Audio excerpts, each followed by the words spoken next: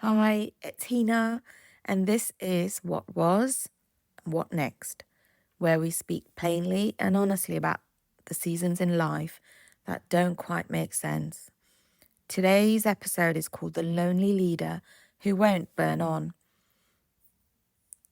For those of you in a season where the fire has faded, this one's for you. It's not about burnout, it's about a deeper truth. You've changed, and the life you built no longer fits. And now you're leading through a season you can't explain. Well, you're not alone, but you might be lonely. There's a particular kind of loneliness that's hard to name. It doesn't arrive with heartbreak or betrayal or even failure. It comes quietly in the wake of success, when you've built something strong, a business, a reputation, a rhythm of life, and then one day you realize this isn't it anymore. Not because it's broken, not because you're not grateful, but because something inside you has shifted, and what once felt like home now feels like a role that you're playing. You're competent, you're capable, you're just not connected. You don't want to burn on. You don't want to fake fire you no longer feel. But that choice to pause, to stay honest, to not rush into the next thing is a lonely one. Because, well, who do you talk to? You can't talk to your team, not really. You're their steady point. They look to you for clarity. You can't show up with doubt. You can't talk to your clients? Not at all. They've hired you for vision, for momentum, not to hear about your mess. And sometimes the hardest part, you can't even talk to your partner. Not because they wouldn't care, but because they would. Because you're already carrying the weight of this inner shift, and the thought of adding worry to someone you love feels unbearable. And so the silence grows. You still show up, you still deliver, you still lead, but inside there's a slow disorientation, and the success you built doesn't feel like yours anymore. At least not the you that's waking up now. You're no longer lit up by the work. You can't find yourself in what you've created.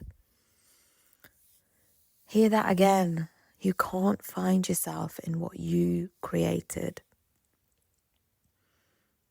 That's the real ache. Not failure, actually.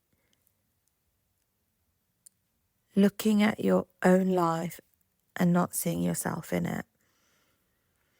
And if you're somebody who's used to visioning, to solving, to lifting others, this ache can be quietly excruciating.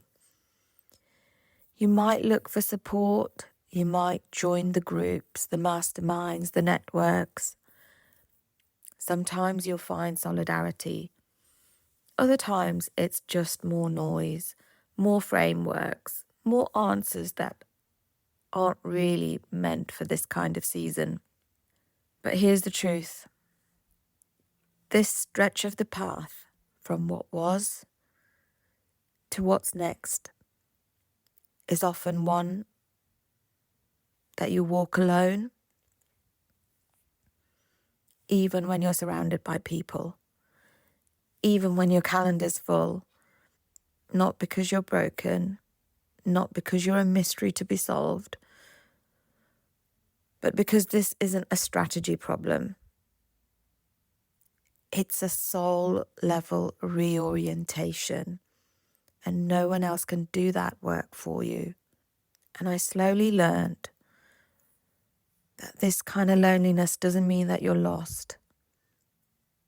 It doesn't mean that you failed. And walking alone doesn't mean no one gets it. Sometimes the bravest thing you can do is to stop performing, to honor the truth that you're in between something, to let the fire fade, and to trust that there is life and clarity and warmth on the other side.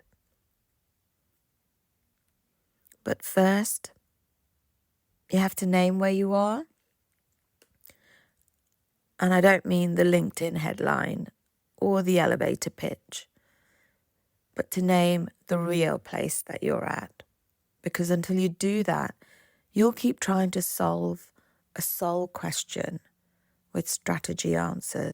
And maybe that's the most radical act of leadership right now. Not to keep burning on, but to pause long enough to feel the quiet and to admit this isn't me anymore.